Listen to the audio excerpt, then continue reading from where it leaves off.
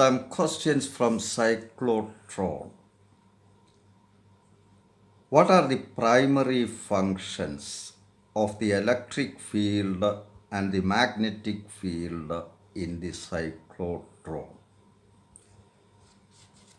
സൈക്ലോട്രോണിൽ രണ്ട് metal boxes ഉണ്ട്, D ഷേപ്പിലുള്ള ഡീസ്. ഈ രണ്ടിനും ഇടയ്ക്കാണ് ആക്സിലറേറ്റ് ചെയ്യേണ്ട പൊട്ടൻഷ്യൽ ഡിഫറൻസ് കൊടുക്കുന്നത്, ഓൾട്ടർനേറ്റിംഗ് പൊട്ടൻഷ്യൽ.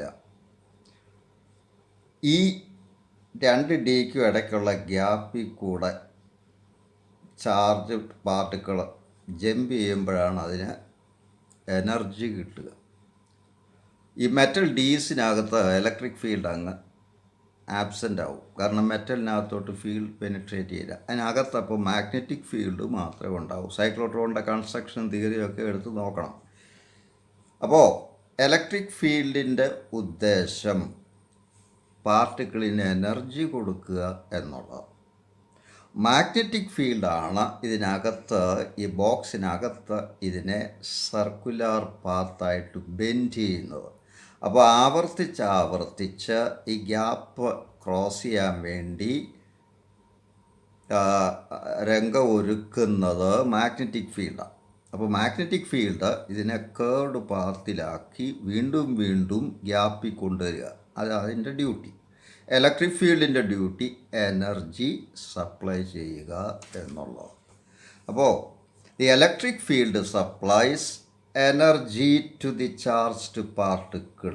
ബ്രാക്കറ്റിൽ ആ എനർജി എന്ന് പറഞ്ഞാൽ V × Q ആണ്. Potential difference between the dees ആണ് V ഇൻറ്റു ആക്സിലറേറ്റ് ചെയ്യുന്ന പാർട്ടിക്കിളിൻ്റെ ചാർജാണ് Q.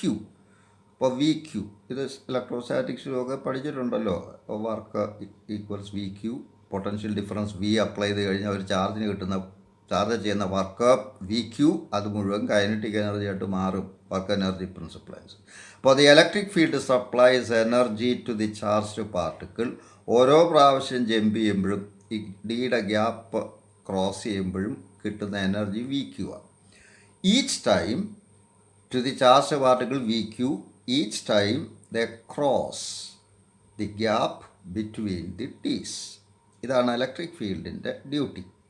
The magnetic field keeps the ions or charged particles in circular paths so that they pass at regular intervals through the electric field. ഇപ്പോൾ electric ഫീൽഡിൽ ആവർത്തിച്ച് എത്തിച്ചുകൊണ്ടിരിക്കുന്നത് ഈ magnetic ഫീൽഡാണ്. ചാർജിനെ ഓരോ semi സർക്കിളിൽ കറക്കി ഡിക്ക് പുറത്തേക്ക് വിടുക, ഓരോ ഡിയുടെ. അപ്പോൾ ഗ്യാപ്പ് ക്രോസ് ചെയ്യുന്നു, ഇലക്ട്രിക് ഫീൽഡ് എനർജി കൊടുക്കുന്നു. ഇതാണ് രണ്ട് ഫീൽഡിൻ്റെ ധർമ്മം. അടുത്ത ചോദ്യം. In a cyclotron the accelerating voltage has a value of 10⁵ volt. How many passages a deuteron must be required to acquire 10 MeV energy, 10 million electron volt energy. അപ്പോൾ അവിടെ ചാർജ്ഡ് പാർട്ടിക്കിളിന് ഡ്യൂട്രോൺ, അവിടുത്തെ പാർട്ടിക്കിൾ ഡ്യൂട്രോണിന് കൊടുക്കേണ്ട എനർജി ഈക്വൽസ് 10 മില്യൺ ഇലക്ട്രോൺ വോൾട്ടാണ്. എന്ന് പറഞ്ഞാൽ 10 × 10⁶ or 10�7 electron volt. ഇനി എനർജി പെർ പാസ്, ഒരു തവണ ഈ ഡിക്കിടെ കൂടെ പാസ് ചെയ്യുമ്പോൾ അതിന് കിട്ടുന്ന എനർജി എന്ന് പറയുന്നത് 10⁵ ഇലക്ട്രോൺ വോൾട്ടാണ്. 10⁵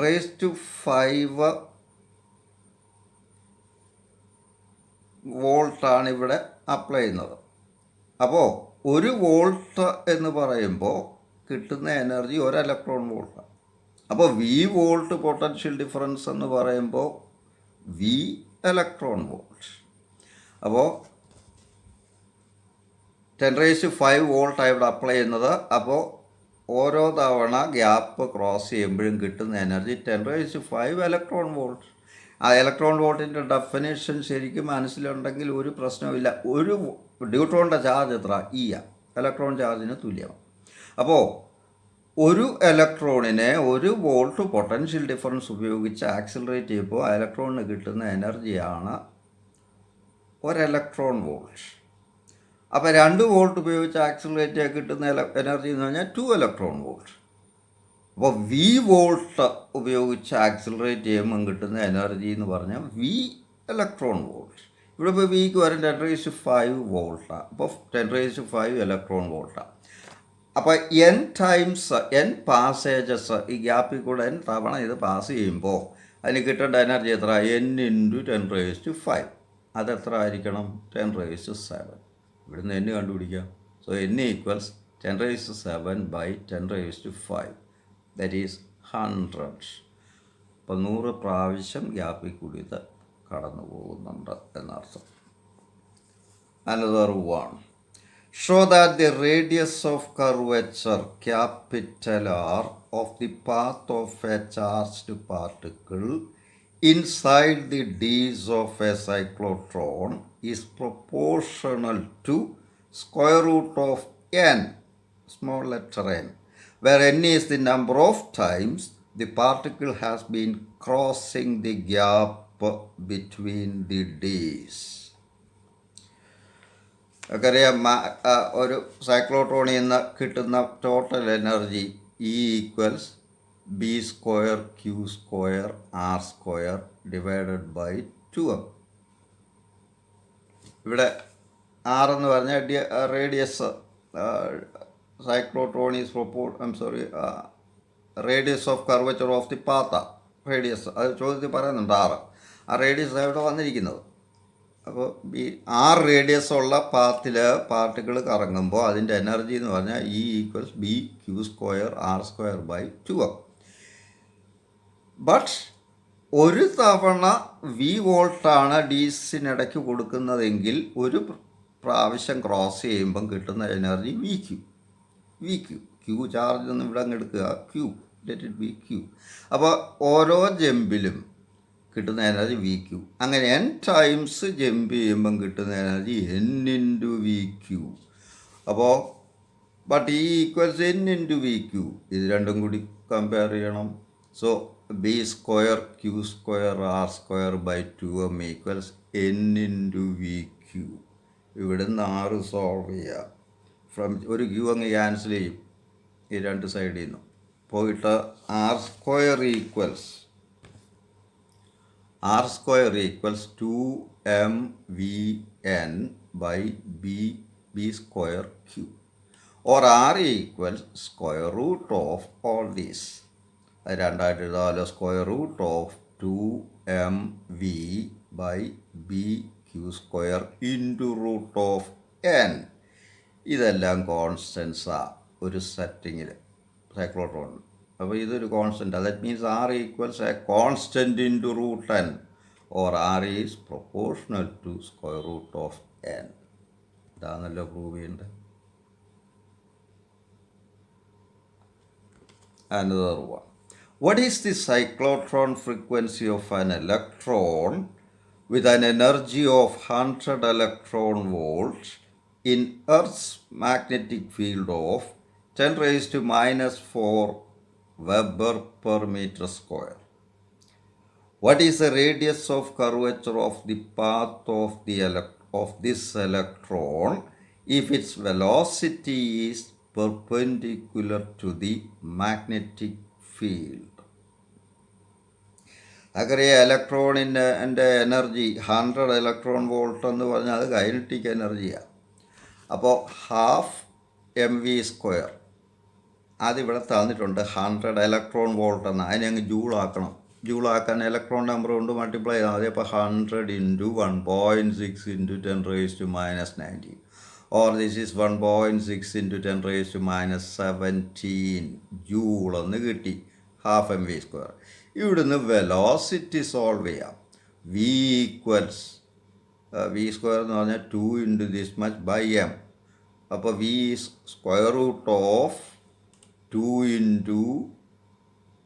1.6 × 10⁻⁻17 /m. M എന്ന് പറഞ്ഞാൽ ഇലക്ട്രോണിൻ്റെ mass 9.1 × 10⁻31. You will get it as 0.59 into 10 raised to 7 meter per second എന്ന് വരും. ഇനി നമുക്ക് സൈക്ലോട്രോണിൻ്റെ റേഡിയസ് നേരിട്ട് അങ്ങ് എഴുതാം. Radius R equals M V by B Q അല്ലെ എം വി ബൈ ഇവിടെ ഇപ്പോൾ ക്യൂവിന് ഒരു ഇ ഇലക്ട്രോൺ അല്ലേ. ഇത് സർക്കുലർ പാത്തിൽ കറങ്ങുന്ന സർക്കിളിൻ്റെ റേഡിയസ് കണ്ടുപിടിക്കാനുള്ള ഫോർമുലയൊക്കെ ബൈ ഹാർട്ട് അയക്കുന്നത് നമുക്ക് ആൻസർ എടുക്കാൻ എളുപ്പമാണ്. അല്ലെ M V centripetal force M V square by R equals Lorentz force B E V. അവിടുന്ന് കിട്ടുന്ന ഇത് radius R equals M V by B E. M substitution കൊടുക്കുക 9.1 into 10 raise to -31 into V ഇപ്പോൾ കിട്ടി 0.59 into 10 raise to 7 by B തന്നിട്ടുണ്ട് എർത്തിൻ്റെ field 10 raise to -4 into E 1.6 into 10 raise to -19. You will get it as 0.34 metre എന്ന് വരും. അതാണ് എൻ്റെ radius of curvature ആ പാത്തിൻ്റെ. ഇനി നമുക്കറിയാം omega equals V by R. V equals R omega. Omega എന്ന് പറഞ്ഞാൽ 2π ഇൻറ്റു ഫ്രീക്വൻസിയാണ്. അപ്പോൾ 2π F equals V by R, from which F equals frequency ചോദിച്ചിട്ടുണ്ട് cyclotron frequency. F equals V by 2π R. That is V 0.59 into 10 raise to 7 divided by 2π into R മുമ്പേ കിട്ടി 3.34. You get it as 2.8 into 10 raised to 6 cycles per revolutions per second. അല്ലെ hertz എന്ന് എഴുതാം. 2.8 into 10 raised to 6 hertz അല്ലെ revolutions per second. അതാണ് ചോദിച്ചിരിക്കുന്ന ഒരാൻസർ. രണ്ടും കിട്ടിയപ്പോൾ what is radius of curvature അത് കിട്ടി. 0.34 ഫ്രീക്വൻസി വെച്ചിട്ടുള്ളത് അതും കിട്ടി. Thank you.